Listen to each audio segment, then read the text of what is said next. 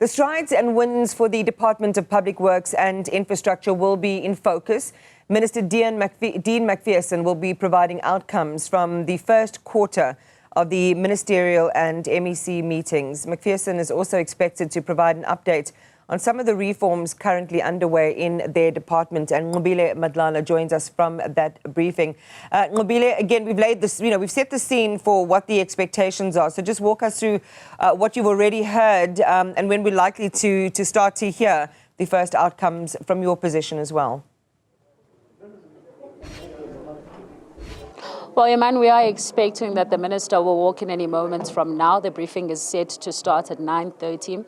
And of course, as you say, this becomes very important for the country, as well as to sort of find out what are the strides that have been done by the department going forward. You'll remember that he has had this dream of saying that we need to be a country under construction. And part of that has been to increase the GDP. He says research shows that with 1% of increase in the infrastructure investment, you can see 1.5% of increase in the GDP. And this speaks to the issues and the work that has been done on the ground. So he talks about the fact that it's very important to see investment in the country. And how do you do that then? Then you look at the strides, which would start with going out into the world and actually getting investment that will talk to how we can get more money in the country. You will remember that the minister has already gone with the president going to China to try and get more investment so that we can get investment and outcome and value chain, really. If you look at the fact that if you get investment in infrastructure,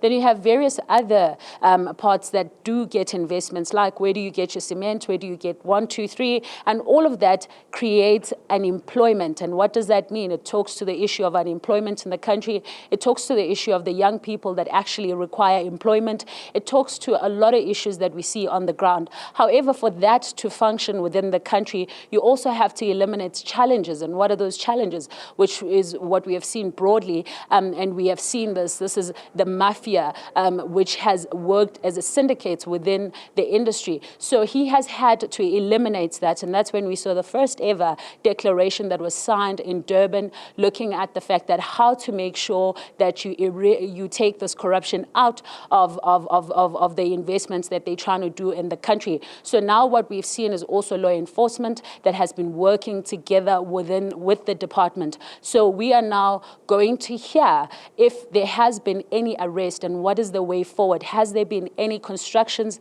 that has been stopped? And if they were stopped, was anyone arrested for that? And what is the way forward? We know that also the department is looking to create more profit. How do they do that? Well, they do it on the ground by actually giving some of the buildings that they've said it's dilapidated and they want investment on, and they want the private sector to also come in and put money and ensuring that it refurbishes and it is used for 25 years so that they are able to get money out of it, because he says this part is the custodian of these buildings. However, they have not been making money. So the idea is to make sure that the department does create money, but it is able to fight the challenges. So we're expecting then to hear more about those challenges and the strides that they have done and the wins really for the department going forward.